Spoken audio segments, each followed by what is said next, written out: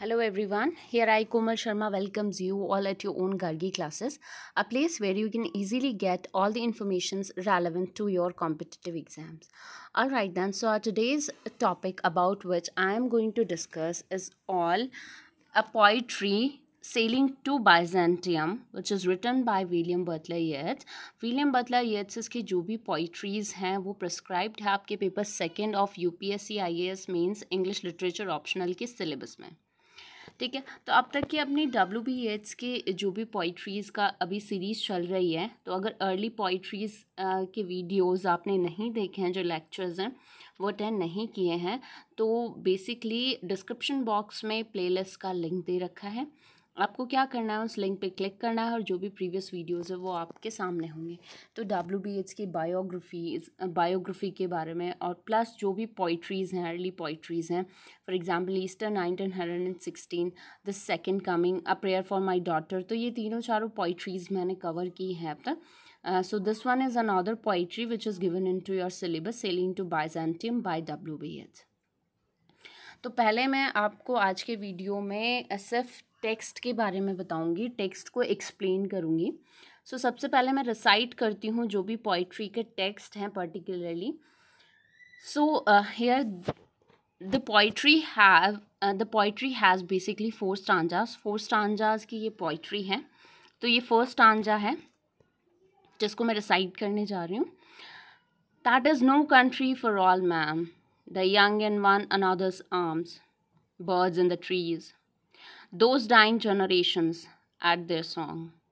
The salmon falls, the mackerel crowded seas, fish, flesh, or fall, command all summer long whatever is begotten, born and dies. Caught in that sensual music, all neglect monuments of unaging intellect. So this one is the first stanza. The second stanza, an aged man is but a paltry thing, a tattered cord upon a stick, unless soul clap its hands and sing, and louder sing for every tatter in its mortal dress. Nor is there singing school but studying monuments of its own magnificence. And therefore I have sailed the seas and come to the holy city of Byzantium. This one is the third stanza.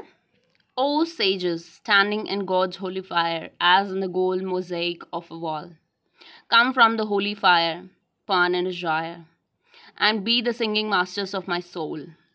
Consume my heart away, sick with desire and fastened to a dying animal, it knows not what it is, and gather me into the artifice of eternity. This one is the fourth stanza. Once out of natural, I shall never take my bodily form from any natural thing, but such a form as Grecian goldsmiths make of hammered gold and gold enameling to keep a drowsy emperor awake, or sat upon a golden boat to sing to lords and ladies of Byzantium of what is past, or passing, or to come. So this is what we call the Sailing to Byzantium's a particular 4 stanzas. 4 stanzas में ये poetry है। तो सबसे पहले मैं आपको poetry का introduction बता देती हूँ कि एग्जैक्टली इस पोइट्री में है क्या, ताकि आपको टेक्स्ट जब अपन एक्सप्लेन करें तो आपको ज़्यादा प्रॉब्लम ना आए to understand it. So let's begin with the particular introduction of the poetry. मैं पोइट्री को इंट्रोड्यूस करने जा रही हूँ। So basically sailing to Byzantium जो है ये पर्टिकुलर पोइट्री, ये WB Yeats की मोस्ट इंस्पायरिंग वर्क्स में से एक है। And this particular poetry is one among the greatest points of 20th century.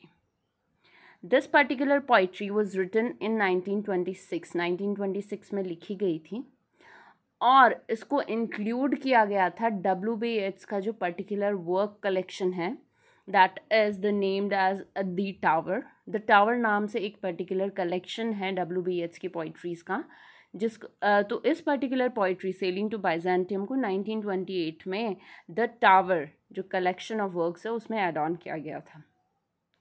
ये जो पोइट्री है द सेलिंग टू बाइजेंटियम, इसमें WB Yeats जो है वो एक डेफिनाइट स्टेटमेंट देते हैं about the agony of the old age, और जो भी imaginative and spiritual works required होते हैं to remain a vital individual even when the heart is fastened to a dying animal. तो एक जो पासिंग एज होती है, पर्टिकुलरली ये जो पोइट्री लिखी थी डब्ल्यू बी येट्स ने इन 1926, तब डब्ल्यू बी येट्स की जो एज थी वो थी 60 to 65 अप्रॉक्स. ठीक है, तो इन सच एज, ओल्ड एज में एग्जैक्टली क्या होता है कि जो इंसान होता है वो यंगस्टर्स या फिर उनका जो भी इन्जॉयमेंट्स होते हैं उनसे डिटैच होने की कोशिश करता है, उनसे डिटैच हो जाए या अपने आप को सेपरेट समझने लग जाता है. तो डब्ल्यू बी एच उसी फेज से अभी गुजर रहे हैं इस पर्टिकुलर पोइट्री में, और वो स्पिरिचुअलिटी की तरफ प्लस स्पिरिचुअल सीकनेस की तरफ जा रहे हैं. ठीक है, वो चाहते हैं कि उन्हें स्पिरिचुअल पीस मिले. तो इस वजह से जो अभी जिस लाइफ में रह रहे हैं जहाँ पे यंगस्टर्स है चारों तरफ, और उन यंगस्टर्स जो उनकी तरफ ध्यान नहीं दे रहे, ओल्ड जो भी लोग हैं उनकी तरफ ध्यान नहीं दे रहे, वो अपनी ही मस्ती में मस्त है. तो उस सेपरेशन के वो डिटैचमेंट फील कर रहे हैं यहाँ पे जो डब्ल्यू बी एच है, बीइंग एन ऑल मैन. तो वो वहाँ से उन यंगस्टर्स की जो भी कंट्री है उनको छोड़ के ऐसी कंट्री में जाना चाहते हैं जहाँ पे उन्हें मेंटली और स्पिरिचुअली पीस मिल सके, जहाँ पे वो एक लाइफ परस्यू कर सके ऑफ सेंटहुड. तो इस पर्टिकुलर पोइट्री में एक ओल्ड मैन की अगोनी के बारे में बताया गया है. ठीक है, और ये सोल्यूशन ढूंढते हैं उस कंट्री को छोड़ने का जब वो बहुत ज़्यादा मतलब फ्रस्ट्रेट हो जाते हैं with the youngsters and their fun, the life full of fun of youngsters. तो यंगस्टर्स की जो लाइफ है which is full of fun, उससे दुखी हो गए. वो डिसाइड करते हैं कि finally he is leaving the country where the youngsters are residing, and वो ऐसी कंट्री में जाना चाहते हैं जहाँ पे जो सेजेस हैं, सेंट्स हैं, वो एग्जैक्टली इंस्क्राइब्ड हैं into the famous oak gold mosaics, and they could become the singing masters of your soul too. वो चाहता है कि जो भी सेंट्स हैं, जो भी सेजेस हैं, जो बाइजेंटियम जो सिटी होली सिटी है, वहाँ के जितने भी सेजेस और सेंट्स हैं वो उसकी सोल को इंस्पायर करें और प्लस उसकी सोल का एक सिंगिंग मास्टर बन जाएं वो लोग. ठीक है, उसकी सोल को इंस्पायर करें, उसे प्रमोट करें, उसे परस्यू करें एक सेंटहुड लाइफ जीने के लिए. And later on he hopes the sages will appear in the fire and take him away from his body into an existence outside time, where like a great work of art he could exist in the artifice of eternity. ठीक है, आगे वो क्या बोलता है, astonishing tone में बोलता है फाइनल स्टांजा में पोइट. वो डिक्लेयर करते हैं that once he is out of his body, जब वो उनकी बॉडी एग्जैक्टली उनकी सोल से बाहर आ जाएगी, तो वो एक चीज़ ठानते हैं कि मैं कभी भी नेचुरल थिंग्स में दोबारा मेरा री इनकारनेशन नहीं होगा, मैं री इनकारनेट नहीं होगा इन द नेचुरल थिंग्स. वो क्या बोलता है, मैं एक ऐसा गोल्डन बर्ड बनना चाहता हूँ जो कि हमेशा एक गोल्डन ट्री पे बैठा गाता रहे, all about the past, about the present and all about the future. तो इस तरीके से पोइट का जो मेंटल स्टेटस है इन एन ओल्ड एज, जहाँ पे वो यंगस्टर्स से डिटैच हो चुके हैं कम्प्लीटली, और एक ऐसी सिटी में जाना, एक ऐसी कंट्री में जाना चाहते हैं जहाँ पे सब कुछ होली हो, सब कुछ पवित्र हो, सेंट्स हो, वहाँ पे सेजेस हो जो उसकी सोल को इंस्पायर करे, उसके लिए गाए. और वो बोलता है कि मैं कभी भी रीइंकारनेट नहीं होऊंगा इनटू द नेचुरल थिंग्स जो भी है, ना मैं इंसान बनना चाहता हूँ ना मैं जानवर बनना चाहता हूँ, एक ऐसा गोल्डन बर्ड बनना चाहता हूँ जो कि गोल्डन ट्री पे बैठा हमेशा गाता रहे into this holy city, all about the past present and all about the future. तो इस तरीके से ये पोइट्री है सेलिंग टू बाइजेंटियम, मतलब एक ऐसी कंट्री से जहाँ पे यंगस्टर्स का जो सेंशुअल प्लेजरेबल जो लाइफ वो स्पेंड कर रहे हैं यंगस्टर्स, और जो ओल्ड जो भी लोग हैं उन पे ध्यान नहीं दे रहे हैं, उनको अवॉइड कर रहे हैं, निगलेक्ट कर रहे हैं, तो वहाँ से वो जाना चाहता है एक ऐसी कंट्री में जो कि बहुत ज़्यादा एक होली प्लेस है जो, एंड जहाँ पे सेजेस और सेंट्स रिसाइड करते हैं. ठीक है, तो इस तरीके से ये पोइट्री है सेलिंग टू बाइजेंटियम. अब ये जो पर्टिकुलर पोइट्री में जो पोइट है डब्ल्यू बी एच है, वो उस पर्टिकुलर सिटी को छोड़ चुके हैं जो जहाँ पे यंगस्टर्स अपनी प्लेजरेबल लाइफ स्पेंड कर रहे हैं, तो उस कंट्री को छोड़ चुके हैं और सेल पे हैं towards the holy city, towards the Holi country Byzantium. तो आइए अब देखते हैं फर्स्ट स्टांजा में क्या है. That is no country for old men, that is no country for old men. So here the poet use the word that means कि अब वो उस कंट्री से निकल चुके हैं और वो बोल रहे हैं that is no country for old men, कि जो कंट्री मैंने अभी छोड़ी है ये ओल्ड मैन के लिए है ही नहीं. क्यों? क्योंकि the young in one another's arm birds in the trees. वो बोलते हैं जो यंगस्टर्स हैं, जो यंग कपल्स हैं, यंग लवर्स हैं, they are lying beneath the trees. वो एक ट्री के नीचे, they are lying beneath the trees basically in one another's arms and the birds are singing upon the tree. तो जो बर्ड्स हैं वो ट्रीज़ पे बैठे गा रहे हैं, और उन्हीं पेड़ों के नीचे जो भी यंग लवर्स हैं, they are sitting and they are lying in to each others arms. तो इस तरीके से वो सेंशुअल जो भी प्लेजर्स हैं उनका लुत्फ उठा रहे हैं एक तरीके से। Next the poet says those dying generations at their song the salmon falls the mackerel crowded sea. अब वो बोलते हैं, यहाँ पे पोइट्री क्या बोलते हैं कि एग्जैक्टली जो वाटर है, जो वाटर्स हैं, waters are swarm with fish and every living thing whether human, fish or bird, so is born and of course then the being has to be died। तो यहाँ पे पॉइंट क्या बोलना चाह रहे हैं कि एग्जैक्टली ये जो डाइंग जनरेशन है जिसको किसी की परवाह नहीं है, और जो सॉन्ग्स जो कि गाए जा रहे हैं, जो सैमन, जो fish, exactly salmon and mackerel, these are breeds of fishes, fishes की ब्रीड्स होती हैं ये। तो there are the salmon falls and the mackerel crowded sea, and there are fish flies or fall command all summer long whatever is begotten born and dies। तो यहाँ पे point बोलता है कि all those youngsters are busy in making fun of their life। वो busy हैं party करने में, enjoy करने में, जो भी समर डेज हैं, क्योंकि आइलैंड में बेसिकली एक्सेप्ट समर बाकी के जो सीजन्स हैं उनमें पूरी ठंड रहती है। तो दिस इज़ समर ओनली जहाँ पे लोग इन्जॉय कर सकते हैं with fish, with flash and with fall. And जो भी फिशेस हैं, जो भी ह्यूमन बींग्स हैं, और जो भी बर्ड्स हैं, they all are busy in enjoying the summer days. And जो अब वो जो यंगस्टर्स हैं वो सिर्फ बिजी हैं किसमें, बच्चे पैदा करने में, to be got the child, और जो पैदा हो रहा है वहाँ पे वो डेफिनेटली एक दिन मरेगा भी। तो इस तरीके से they all are busy in to their own lives. उनकी कोई मॉरल्स नहीं है, कोई वैल्यूज़ नहीं है, कोई वर्थ नहीं है उनकी लाइफ की, वो सिर्फ एंजॉय करना है अपनी लाइफ को। और जो भी ओल्ड पीपल हैं उनकी तरफ कोई अटेंशन नहीं दे रहा है। Caught in that sensual music, all neglect monuments of an aging intellect। अब पॉइंट क्या बोलता है, everything in that country is so caught up in the moment that it can pay no attention to the things that might outlive the flesh। वो बोल रहे हैं कि वो इतने ज़्यादा सेंसुअल प्लेजर्स में इतने ज़्यादा बिजी हैं, जो भी लोग हैं वहाँ की यंगस्टर्स हैं, कि जो भी पुरानी मॉन्यूमेंट्स है, जो कि एक्चुअली वर्दी चीज़ें हैं, जो वैल्यूएबल चीज़ें हैं, जो ओल्ड लोग हैं, उन सबको वो अवॉइड कर रहे हैं। Monuments of an ageing intellect, ठीक है। जो मॉन्यूमेंट्स है, जो बहुत पुराने मॉन्यूमेंट्स है, मॉन्यूमेंट्स यहाँ पे यूज़ हुआ है फॉर द ओल्ड बीइंग्स, जो ओल्ड लोग हैं, जो जनरेशन्स है, जो उनके एग्जैक्टली एंसेस्टर्स हैं, वो उन पे किसी पे ध्यान नहीं दे रहे, उनके इनकी इंटेलेक्चुअलिटी पे ध्यान नहीं दे रहे, वो सिर्फ अपनी ही लाइफ में, अपने ही प्लेजर्स में बिजी हैं। तो इस तरीके से आप देख सकते हैं कि पॉइंट किस तरीके से एग्जैक्टली अगोनी में है विद हिज ओल्ड एज, और किस तरीके से वो दुखी है towards all those young people जो कि सिर्फ प्लेजर्स में बिजी हैं। उनकी लाइफ के कोई वैल्यूज़ नहीं है, कोई वर्ड्स नहीं है, कोई मीनिंग नहीं है, सिर्फ they are living their life and they are making fun of that only. They do not understand the real meaning of their life too, ठीक है। तो this is all about our stanza first. अब देखते हैं stanza second में क्या होता है।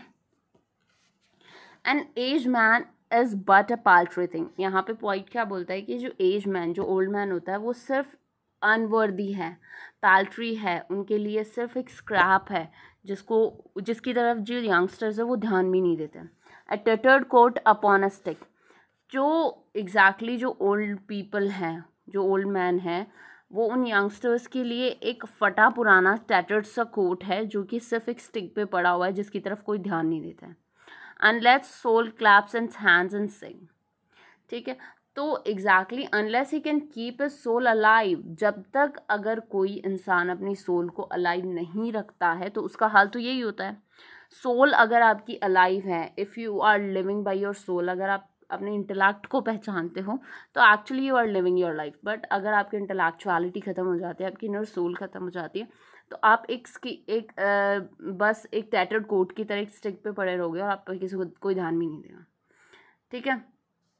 Next the poet says and louder sing for every tatter in its mortal dress. हर एक इंसान, मॉर्टल ड्रेस का यहाँ पे क्या मतलब है, बॉडी. ठीक है, तो हर एक इंसान बहुत तेज़ तेज़ मतलब जो भी है म्यूज़िक प्ले कर रहा है, अपने प्लेजर्स ले रहा है. Exactly, in a very loud voice. And nor is there singing school but studying monuments of its own magnificence. यहाँ पे पॉइंट क्या बोल रहा है, no one can teach the soul to do this. कोई भी सोल को ये चीज़ें सिखाता नहीं है. ठीक है, exactly. And the person who wants to keep their soul alive has to figure it out through their own study. All right. So एक इंसान को कोई भी ये चीज़ सिखाता नहीं है कि आप अपनी सोल को इस तरीके से जगाए रखें. सिर्फ उस इंसान को एग्जैक्टली स्टडी करनी पड़ती है खुद से ही. And therefore I have sailed the seas and come to the holy city of Byzantium. For this reason particularly the speaker or the poet has taken a voyage across the ocean to the ancient holy city of Byzantium. तो यहाँ पे point क्या बोलता है कि अगर एक as man, एक क्या होता है, एक टैटर्ड कोट की तरह होता है जो स्टिक पे टंगा हुआ रहता है. जब तक कि वो अपनी खुद की सोल को नहीं जगाता है, अपने इनर हैंड्स को क्लैप नहीं करता है, अपनी सोल के थ्रू अपनी इनर वॉइस को अराइज नहीं करता है, ज़ोर ज़ोर से गाने नहीं गाता खुद अंदर से, या फिर अपनी सोल को अलाइव नहीं करता है, उसे दोबारा रीजनरेट नहीं करता है, तो तब तक वो एक टैटर्ड कोट की तरह ही रहेगा. और ये सारी चीज़ें ना तो कहीं सिखाई जाती है और ना ही कहीं ट्रेन किया जाता है. ये तो खुद के सेल्फ स्टडी पे डिपेंडेंट है कि आप किस तरीके से उन मॉन्यूमेंट्स को और जो सोल है अपनी उसको अराइज करते हो. और इसीलिए पॉइंट ने क्या किया, अपनी सोल को ज़िंदा रखने के लिए जो होली सिटी ऑफ बाइजेंटियम है उसकी तरफ वॉयज शुरू की. This is our second stanza. अब देखते हैं थर्ड स्टांजा में एग्जैक्टली क्या है. O sages standing in God's holy fire, as in the gold mosaic of a wall. अब यहाँ पे क्या करता है, पॉइंट बोलता है कि O sages, O saints standing in the God's holy fire, as in the gold mosaic of wall. अब यहाँ पे आप एक पिक्चर, ये पिक्चर देखिए, यहाँ पे सेंट्स की पिक्चर्स बनी हुई है. अगर आप और भी वॉल्स पे देखेंगे यहाँ पे भी है. तो यहाँ पे क्या है, सेजेस और सेंट्स की पिक्चर्स बनी हुई है. ठीक है, तो और ये इनका बैकग्राउंड क्या है, गोल्ड बैकग्राउंड है. तो गोल्डन बैकग्राउंड के वॉलपेपर पे जो भी सेंट्स हैं उनकी पिक्चर्स बनी हुई है. ठीक है, तो उन पिक्चर्स को अब एड्रेस कर रहा है यहाँ पे जो भी है पॉइट या स्पीकर. तो उन सेजेस और सेंट्स को, जो कि बाइजेंटियम जो सिटी है उसके मॉन्यूमेंट्स पे, वहाँ पे गोल्डन बैकग्राउंड जो वॉलपेपर है उस पर पिक्चर्स बनी हुई है जिन भी सेंट्स की, तो वो उनको अब एड्रेस कर रहा है. बोलता है come from the holy fire. Holy fire क्यों बोलता है, क्योंकि गोल्डन बैकग्राउंड है इसलिए. Perne and gyre and be the singing masters of my soul. वो बोलता, अब उनको एड्रेस करता है, उनको रिकॉल करता है, उनको बुलाता है उन म्यूजिक को, और बोलता है कि आप सब मेरे पास आओ और मेरी चारों तरफ चक्कर लगाओ, प्लस मेरे मास्टर बनो, मेरी सोल को गाइड करो, मेरी सोल के मास्टर बनो. कंज्यूम माई हार्ट अवे, मेरे हार्ट को इतना दूर ले जाओ कि ये जो लिविंग बींग्स है, मुझे इन सब चीज़ों से मैं अफेक्ट ना हूँ. Sick with design fasten to a dying animal. मैं परेशान हो चुका हूँ, जो भी मेरी इच्छाएँ हैं इन सबसे मैं बहुत ज़्यादा परेशान हो चुका हूँ. It knows not what it is and gather me in to the artifice of eternity. ये कुछ नहीं जानती है, इसे गाइड करो और अपने साथ कहीं ले जाओ. तो here the speaker exactly addresses Byzantium's long dead wise men and saints, who are now caught up in the glorious fire of God. And this particular thing, which is like the beautiful golden tiling that decorates Byzantine churches, which I have shown you just now, this particular picture, from where you could get कि किन sages और wise men को exactly जो poet address कर रहे हैं. He asked them to emerge from the fire. He asked them emerge from this particular wall and whirling in spirals like the bobbing of a spinning wheel, and to teach his soul to sing. He wants them to burn up his mortal, fleshly heart, which is tethered to his quailing body and can't fathom or accept its own mortality, and to take him up into their everlasting world of art. So this is all about our third stanza. Now what is there in the fourth stanza? In this particular stanza, once out of nature I shall never take my bodily form from any natural thing. अब यहाँ पे point decide करता है कि एक बार अगर मेरी soul मेरे मॉर्टल ड्रेस से बाहर निकल गई तो फिर मैं कभी भी इसको दोबारा नेचुरल थिंग्स में दोबारा कन्वर्ट नहीं होऊंगा ना. Neither I will become the human being nor I will be regenerate into an animal, either of them. तो किसी भी चीज़ में कन्वर्ट नहीं होऊंगा मैं, ठीक है. नेचुरल जो थिंग्स होती है उसमें मैं नहीं कन्वर्ट होना चाहता. बट सर्च a form as Grecian goldsmith make of hammered gold and golden enameling to keep a drowsy emperor awake, or set upon a golden boat to sing to lords and ladies of Byzantium of what is past, passing or to come. यहाँ पे point क्या बोलता है कि मैं तो एक ऐसी गोल्डन बर्ड बनना चाहता हूँ जिसको जो ग्रीस के जो गोल्ड स्मिथ्स हैं वो हैमर से एग्जैक्टली उसे शेप दें, उस पर पॉलिश करे गोल्ड की, और एक गोल्डन बॉ पे मैं बैठा रहूं और वहाँ पे हमेशा गाता रहूं, और जो भी एम्परर है वहाँ का, जो भी पर्टिकुलर एम्परर है उसे हमेशा मैं जगाता रहूं, उसको अवेयर रखूं हर एक सिचुएशन से. और जो गोल्डन बॉ है बाइजेंटियम सिटी में वहाँ पे बैठ के सिर्फ गाना गाता रहूं, और वहाँ के जो भी लॉर्ड्स और लेडीज़ हैं उन सबको बताता रहूं कि जो भी यहाँ का पास्ट था, प्रेजेंट जो चल रहा है, एंड जो भी फ्यूचर होगा उसके बारे में. तो इस तरीके से the point when he left leave his body behind, the speaker says he won't take up a mortal physical form again. Instead, he will be a beautiful piece of golden art, something that metal workers in ancient Greece might have made to hang in an emperor's bedroom.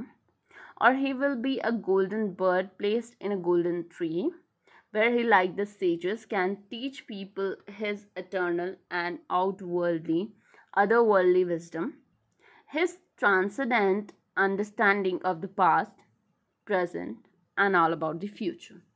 So this is all about the text particular of this poetry, Sailing to Byzantium. Hope आपको ये poetry समझ में आई होगी. अगर आपको कोई भी problem है related to this particular poetry, आप कमेंट्स के थ्रू पूछ सकते हैं. And don't forget to subscribe the channel, do like the video and press the bell icon to get the notification of our each video.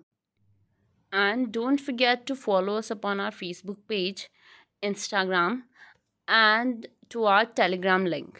Telegram link, Instagram और Facebook पे जो भी information हम आपसे शेयर करते हैं related to your competitive exam, ताकि आपको उनका भी अपडेट मिलता रहे, आप हमें इन तीनों प्लेटफॉर्म्स पे भी इजीली फॉलो कर सकते हैं. So thank you so much for attending lecture at Gargi classes.